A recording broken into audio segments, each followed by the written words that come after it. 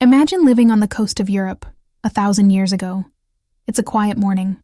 The sea is calm until dark shapes appear on the horizon. Long, narrow ships are moving toward the shore. Before anyone can organize a defense, the ships reach land. The attackers strike, take what they came for, and disappear back into the sea. For centuries, one word carried fear across Europe: Vikings. But here's the mystery. They weren't Europe's biggest army. They didn't control the largest empire. So how did people from the far north become powerful enough to raid, trade, explore, and settle across enormous distances? The answer wasn't simply violence. It was something much more practical. They had learned how to move, and once you understand how they did it, the Viking story becomes far more fascinating. The people we call Vikings came mainly from Denmark, Norway, and Sweden. But they were never one united army.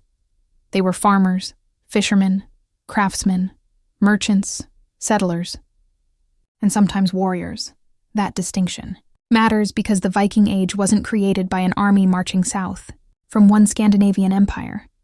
It grew from communities that were exceptionally connected to the sea. For someone living in Scandinavia, the landscape could be difficult. Long winters, limited farmland, mountains, forests, and enormous distances separated communities. But the sea offered another possibility. It connected them, and eventually, Scandinavian sailors began using that connection to travel far beyond their homeland.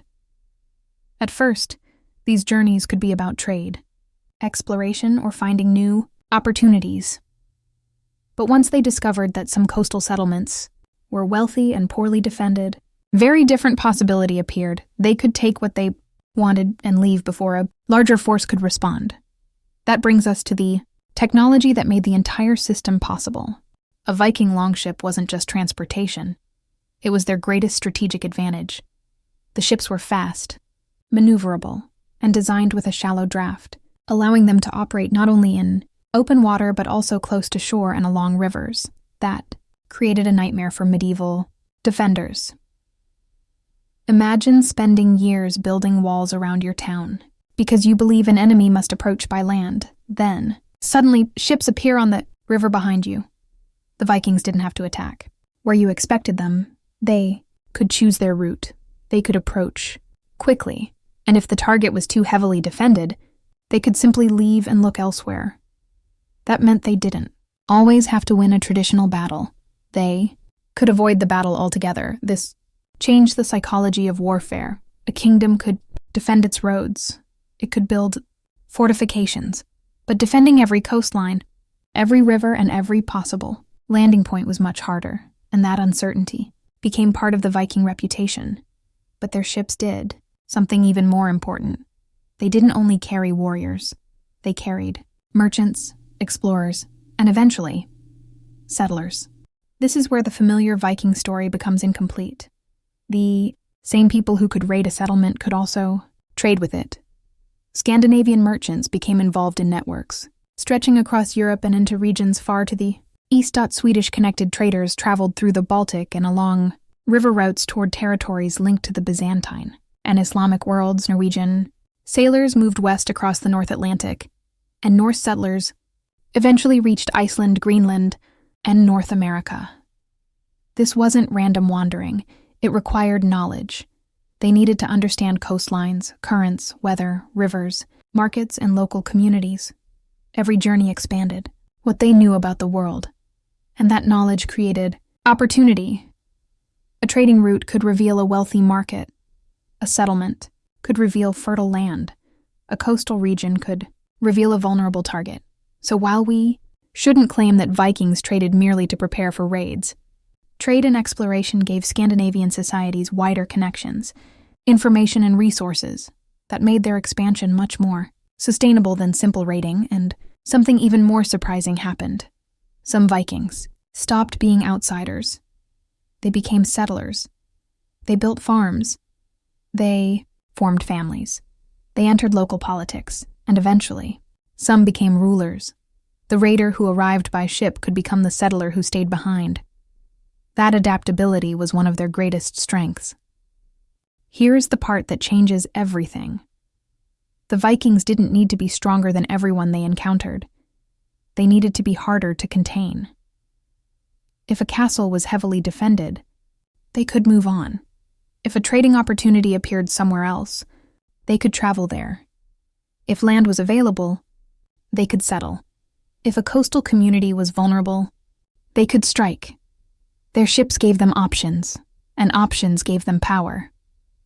For many medieval Europeans, geography was a limitation. For the Vikings, geography became an opportunity. The sea was no longer the edge of their world. It was the road connecting different worlds. That is why Viking activity eventually stretched from Scandinavia to Britain, Ireland, continental Europe, Eastern Europe, the North Atlantic, and eventually North America. And this is also why their reputation became so powerful. A person doesn't have to see an enemy every day to fear them. They only need to believe the enemy could appear at any time. That uncertainty was terrifying. But the Viking world wasn't built only on fear. It depended on ordinary people, too. Farmers produced food, craftsmen built tools and ships, merchants created connections, sailors carried people and goods, warriors protected communities and participated in raids. Different roles supported one another. The Viking phenomenon was, therefore, much bigger than the image of a man holding an axe. It was a society becoming increasingly capable of moving people, goods, and ideas across enormous distances. But then the world began changing. European kingdoms became more centralized. Kings developed stronger governments. Military organization improved. Fortifications became more effective, and Scandinavia itself began changing. Denmark, Norway, and Sweden developed stronger monarchies, while Christianity spread across the region. The political world that had once allowed small-scale raiding to be so effective was gradually disappearing. This didn't happen overnight. There wasn't one final battle where every Viking suddenly lost. Instead, the societies around them became better, organized, while Scandinavian kingdoms became more interested in governing stable territories than sending ships on seasonal raids. The Viking Age gradually faded, but the people didn't disappear. They became part of the new Europe they had helped create. Their descendants became farmers, merchants, rulers, soldiers, and citizens of Christian kingdoms, and their influence remained visible in languages, place names, political history, trade routes, and settlements across Europe and the North Atlantic. So, why were the Vikings so terrifying? Not because they were monsters, not because every Viking was a warrior, and not because they possessed some mysterious secret.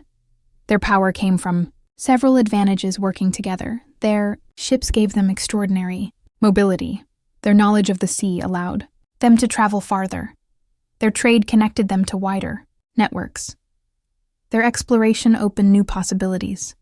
Their ability to raid gave them access to wealth, and their ability to settle allowed their influence to survive long after a raid was over.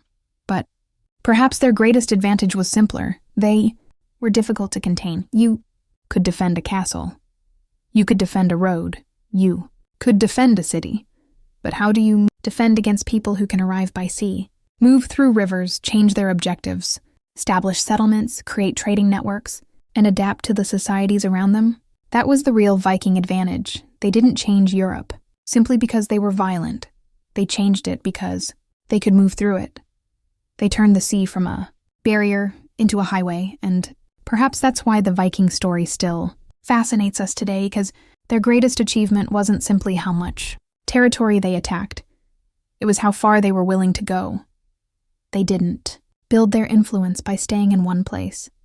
They built it by pushing the boundary of how far humans could go, and for the people living in Scandinavia, the sea wasn't the end of the world. It was the road into it.